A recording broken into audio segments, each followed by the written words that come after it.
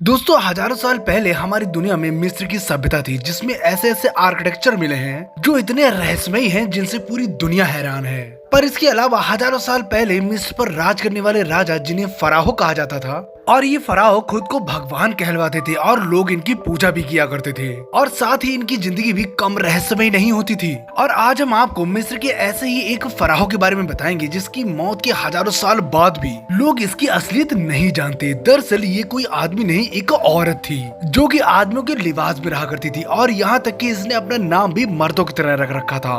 और इन सब बातों को दुनिया से छुपाने के बदले ये अपने मंत्रियों के साथ हम बिस्तर भी हुआ करती थी ताकि ये राज राज ही रहे और वहाँ की जनता उसे एक मर्द की तरह जाने।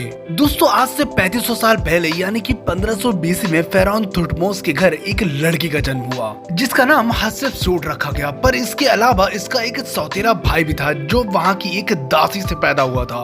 और जब हत्शेपसूट 12 साल की थी तभी उसके पिता की मौत हो गई और मौत के बाद उसके सौतेले भाई को गद्दी पर बैठाया गया और साथ ही उसकी शादी उसी की ही बहन हत्शेपसूट के साथ करा दी गई। दोस्तों आपकी जानकारी के लिए बता दूं कि मिस्र में भाई बहनों की शादी करा दी जाती थी पर कुछ ही सालों के बाद उसके भाई यानी कि उसके पति की भी मौत हो गई। और पति की मौत के बाद 27 साल की हत्शेपसूट ने खुद को उत्तराधिकारी घोषित करने के लिए और मिस्र के सभी मंत्रियों की सहमति पाने के लिए मंत्रियों को अपने जिस्म का ऑफर दिया कि अगर वो गद्दी पर उसको बैठा देते हैं तो वो लोग जब चाहें तब उसके जिस्म का जाम पी सकते हैं। और इस सौदे के बाद सभी मंत्री उसे गद्दी पर बैठाने को सहमत हो गए। गद्दी पर बैठने के बाद हत्शेपसूट जब भी राज्य के काम से फ्री होती तो वे मंत्री उसको पेल दिया करते। चलिए ये तो सब शुरू हो चुका था पर दूसरा चैलेंज उसके सामने ये था कि मिस्र की पब्लिक के सामने खुद को एक फराहो की तरह एक्सेप्ट कराना, क्योंकि उस समय मिस्र में एक औरत को फराहो के रूप में एक्सेप्ट कराना बहुत मुश्किल काम था क्योंकि वहाँ की जनता इसके लिए तैयार नहीं थी। और इसी के चलते उसने मर्दों जैसे लिबास पहनना शुरू कर दिए ताकि जनता के सामने जाने पर लोगों को फराहो एक आदमी दिखे। और यहाँ तक कि उसने अपना नाम हत्शेपसूट से हत्शेपशू कर दिया था। दोस्तों मिस्र की सभ्यता में 3000 साल में 18 राजवंश और 170 से ज्यादा फराहो हुए हैं। वैसे दोस्तों आपको हत्शेपसूट की ये स्टोरी अच्छी लगी हो तो प्लीज सब्सक्राइब करें